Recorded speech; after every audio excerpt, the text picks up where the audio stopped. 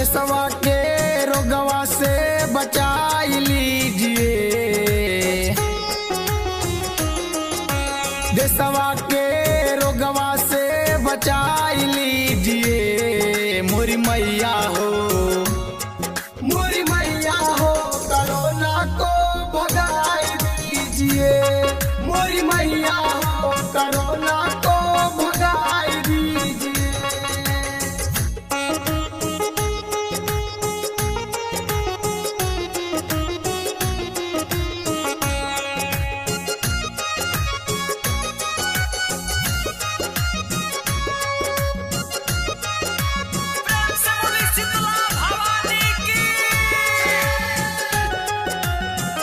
घुट घुट के रोग से लोग ही रहता, कबल कोरोना जाई सब ही कहता, कबल कोरोना जाई सब ही कहता।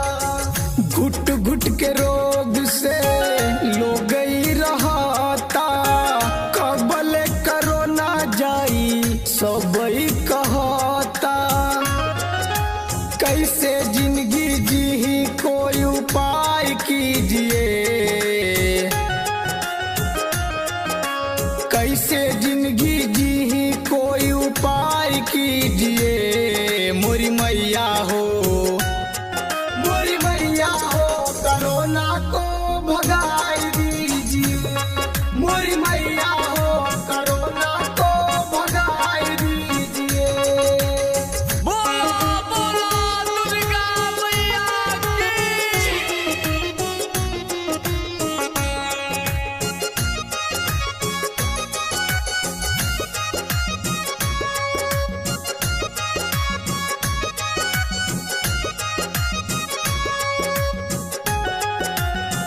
महिषा के जैसे मरले रहलू महामाई, ओ सही कोरोना से ला सबके बचाई, ओ सही कोरोना से ला सबके बचाई।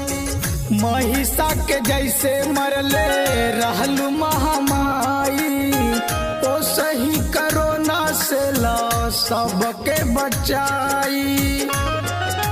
शंकर जी विष पियल कोरोना माई पीजिए,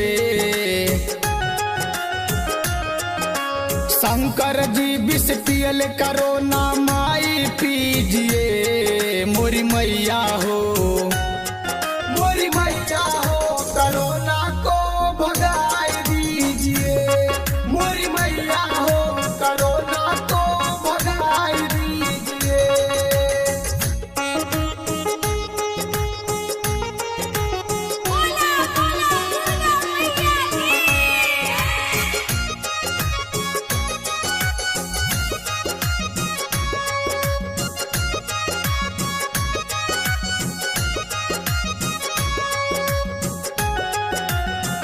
देश दुनिया पे दया करी महतारी, रउए कृपा से टिकल बाटे जग सारी, रउए कृपा से टिकल बाटे जग सारी। देश दुनिया पे दया करी महतारी, रउए कृपा से टिकल बाटे जग सारी। संजय दिनेश पे कृपया विशेष दिखाई दीजिए, संजय दिनेश पे कृपया विशेष दिखाई दीजिए। मोरी मैया हो,